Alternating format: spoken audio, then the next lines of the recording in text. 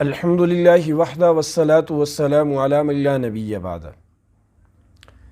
ایک مولانا صاحب فرماتے ہیں کہ ان کے پاس ایک انتہائی مالدار شخص آئے، یعنی ارب پتی، بہت جاگیروں کے مالک، بہت سارے کاروبار بزنس کی ایک چین پھیلی ہوئی شہر میں، اور وہ آ کر مولانا کے سامنے رونے لگے، اپنے دل کی کیفیت کا تذکرہ کرنے لگے، کہنے لگے کہ میں نے اپنی ساری جوانی، ساری صلاحیتیں وقف کی، خوب کمایا، گرمی سردی کو نہیں دیکھا، اپنی خوشی غم کو نہیں دیکھا، اپنے سکون کو نہیں دیکھا، اپنی جوانی غارت کر دی۔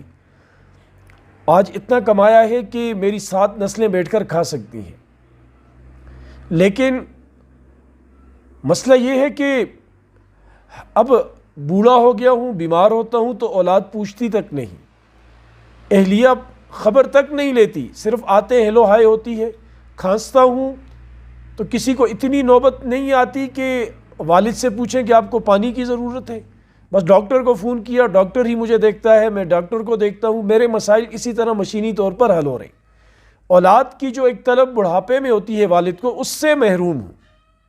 جو چاہت ہوتی ہے کہ میرے گھر والے آ کر میرے پاس بیٹھے، مجھ سے بات کریں، میری خیر عافیت پوچھیں، مجھ سے میری بیماری کے متعلق بات کریں، اس سے بالکل دور ہوں۔ اس کی وجہ یہ ہے کہ انہوں نے دولت ہی پڑھائی اور دولت ہی سکھائی اولاد کو، کیونکہ دل میں بھی دولت اور جیب میں بھی دولت۔ اب دولت ہی کو سب کچھ جب انسان مان لیتا ہے تو رشتوں کو بھی دولت کے ترازو میں تولتا ہے۔ جو رشتہ اس کے دولت کے ترازو کو متاثر نہیں کرتا، فائدہ دیتا ہے، اس رشتے کی قدر کرتا ہے، اور جو رشتہ اس کے دولت کے ترازو کو جھکاتا ہے، اس کی دولت میں کسی قسم کی کمی کا ذریعہ بنتا ہے، اس رشتے کو اگنور کرتے ہیں، چاہے وہ والدین کا رشتہ کیوں نہ ہو، بہن بھائیوں کا رشتہ کیوں نہ ہو۔ اور یہ چیز میرے خیال سے ماڈرن دنیا کا سب سے بڑا المیہ بن چکی ہے، اور سب اس سے آگاہ ہیں جو لوگ ان چیزوں کو سمجھتے ہیں۔ اس لیے اولاد کی تربیت بھی بندہ ایسی کرے کہ ان کو صرف دولت ہی نظر نہ آئے۔ یہ بہاولپور اسلامیہ یونیورسٹی کے اندر جو واقعہ ہوا، اخلاق سوز واقعہ، شرمناک واقعہ، جس نے پوری قوم کا سر شرم سے جھکا دیا، اس کی وجہ بھی یہی بنی کہ یہ جو پروفیسرز ہیں، بچیوں نے، اسٹوڈنٹس نے ان سے جو تعلقات بنائے وہ نمبروں کے چکر میں بنائے، کیونکہ ان کے ذہن میں یہ بات ڈال دی گئی کہ آپ کا فیوچر آپ کے جی پی اے سے متعلق ہے، آپ کے نمبرات اچھے آنے چاہیے، آپ کو اچھی ڈگری ملنی چاہیے، آپ کو گولڈ میڈلسٹ ہونا چاہیے۔ اب ان چکروں میں انہوں نے جائز ناجائز ساری حدیں پھلانگ دی۔ جہاں قصوروار وہاں انتظامیہ ہیں، وہاں پروفیسرز ہیں، تو یہ اسٹوڈنٹس بھی ہیں۔ یہ تو ہر یونیورسٹی کی کہانی ہے کہ جہاں اسٹوڈنٹس کو بلیک میل کیا جاتا ہے، فیمیل کو نمبروں کے چکر میں، اور کیا کچھ نہیں کروایا جاتا۔ یہ گورنمنٹ کالجز اور یونیورسٹیز میں پڑھنے پڑھانے والے لوگ اس سے بخوبی آ گئے۔ اب ان کے دلوں میں یہ بات ڈال دی گئی کہ آپ کا فیوچر آپ کے نمبروں سے متعلق ہے، آپ کو کل کو اچھی نوکری اس لیے اس صورت میں ملے گی جب آپ کا جی پی اے، آپ کا اسکور بہتر ہوگا۔ تو پھر اخلاق سے گری ہوئی چیزیں، تو یہ چیزیں تو پھر ہوتی ہیں۔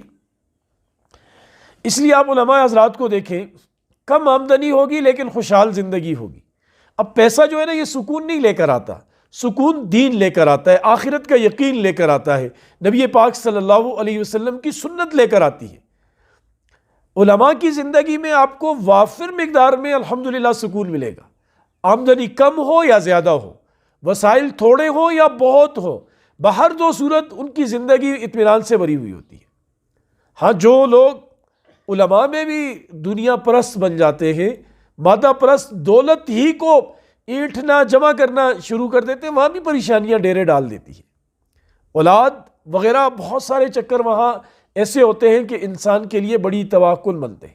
اب وہ جو صاحب آئے تھے نا مولوی صاحب کے پاس کہ میری پریشانی ہے، میرے گھر کا مسئلہ، بیوی بچے مجھے وقت نہیں دیتے، اس میں جہاں بچوں کا قصور ہے، بیوی کا قصور ہے، اس آدمی کا اپنا بھی قصور ہے کہ اس نے ان کی تربیت ہی ایسی کی، انہیں ٹینشن فری زندگی دی۔ اب وہ ٹینشن برداشت کرنے کے عادی ہی نہیں ہے، وہ ٹینشن والد سے ملے، گھر سے ملے، عزیز و اقارب سے ملے، محلے داروں سے ملے، پڑوسیوں سے ملے۔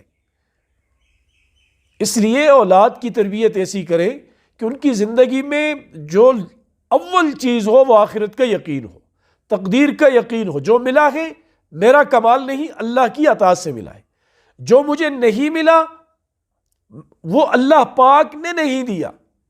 تقدیر کا جو اللہ پاک نے قرآن مجید میں اس کا جو تذکرہ کیا ہے، وہاں یہ لفظ ارشاد فرمائے لِكَيْ لَا تَأْسَوْا عَلَى مَا فَاتَكُمْ وَلَا تَفْرَحُوا بِمَا آتَاكُمْ، تاکہ تم جو چیز تمہیں نہ ملے، تم سے فوت ہو جائے، اس پر افسوس نہ کرو، غمزدہ نہ ہو، اور جس چیز اللہ تمہیں عطا کر دے اس پہ اتراؤ مت، تکبر نہ کرو۔